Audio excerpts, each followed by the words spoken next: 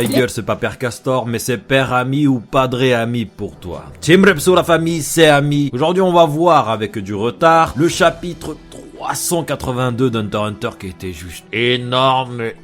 On va aborder différents points comme d'habitude dans ce Père Castor volume 7. Il y a beaucoup de choses à dire.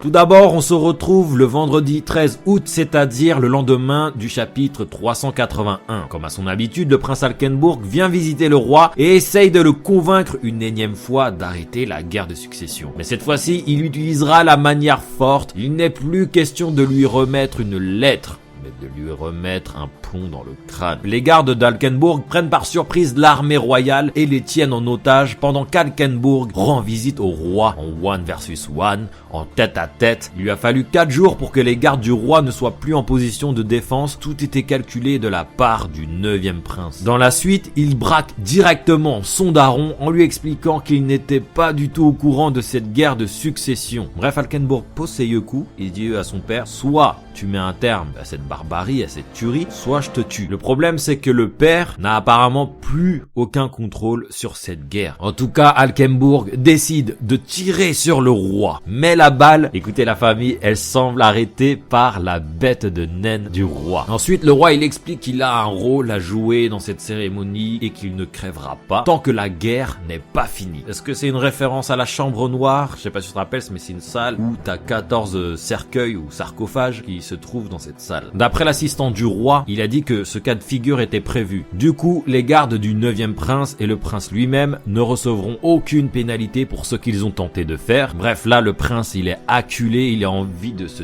tirer une balle dans la tête. Donc, ce qu'il décide de faire, c'est de se tirer une balle dans la tête afin de se suicider. Contre son plein gré, sa bête de naine l'en empêche. Cette case nous fait penser à la scène culte du suicide de Jotaro dans sa prison et Star Platinum qui arrête la balle. En tout cas, dans ce chapitre, on apprend un terme, c'est que la guerre de succession est similaire au dilemme du tramway. Sur une rail où il y a le peuple de Kakin sur l'une et les princes de Kakin sur l'autre, choisir de sauver son peuple ou choisir ses de mes frères et sœurs, celui qui sera au poste d'aiguillage aura le monopole de cette guerre. En gros, celui qui aura la main mise sur l'aiguillage de ce train sera le boss de cette guerre. Tout ça pour dire qu'Alkenburg, après avoir vécu tout ça, il s'est dit qu'il doit devenir roi pour mener une révolution et ensuite abolir ce système. En tout cas, pendant l'attaque d'Alkenburg, il y a une petite référence à la page 10 où l'on aperçoit le tableau de Goya situé aujourd'hui à Madrid, de Saturne dévorant un de ses fils. Togashi ne laisse rien au hasard. Il y a sûrement une allusion au roi qui est Saturne et ses fils et filles et qui sûrement se feront grailler par le roi. On peut se poser la question, est-ce que le roi ne serait pas le grand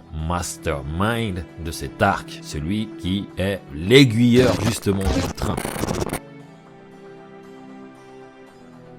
On retrouve donc Shikaku dans la suite du prince Alkenburg. Il fait partie de la milice privée de Benjamin, le prince numéro 1. Il vient tout juste de se réveiller, un peu sonné. Apparemment, il s'est endormi juste après que le prince soit sorti. C'est donc le pouvoir de la bête de naine d'Alkenburg qui a altéré sa mémoire. Alkenburg rentre dans la chambre complètement résolu à se battre et à défourailler des descendances. Il sait maintenant que la puissance militaire est la plus grande des persuasions. On peut voir une extension au pouvoir de la bête de naine d'Alkenburg, c'est-à-dire que l'aura qui entourait ses gardes du corps entoure Alkenburg pour le protéger et ensuite Alkenburg peut déployer une flèche et un arc. Shikaku, qui se sent en danger, il active son Hatsu nommé Culte de Sept. Mais Alkenburg, avec l'énergie, avec l'aura de ses subordonnés, transforme le tout en une flèche sûrement de naine. Plus la volonté de l'utilisateur est forte, plus la flèche devient puissante. Il tire donc sur Shikaku qui se fait directement transpercer et meurt. En échange de cette capacité, l'un des gardes d'Alkenburg perd son corps et est immédiatement transféré dans le corps de la cible, à savoir Shikaku. Ce dernier pourra donc s'infiltrer dans le réseau de Benjamin, ce qui est très dangereux.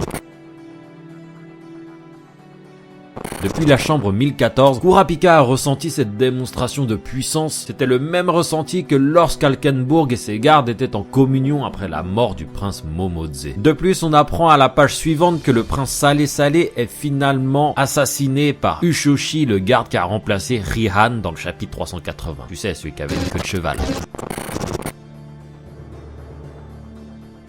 Et enfin, pour conclure, on finit la famille, le chapitre, directement au banquet le dimanche 15 août à 20h avec un gros plan sur Senritsu, Fugetsu et Kacho. Ça m'étonne beaucoup parce qu'on a sauté plusieurs jours et je pense que dans le chapitre 383, on aura des informations quant à ce saut de temps.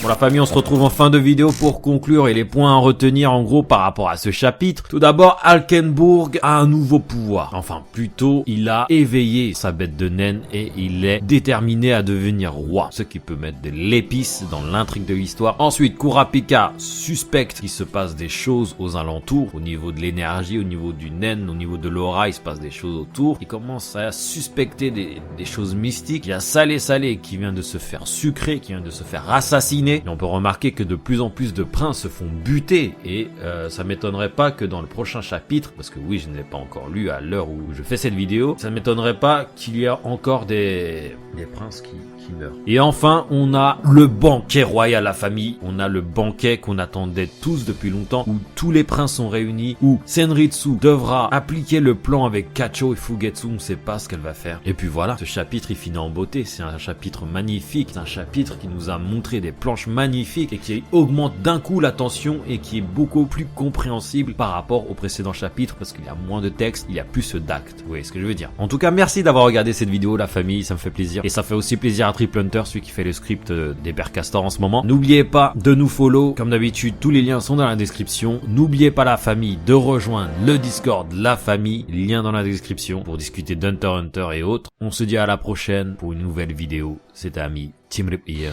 Bees.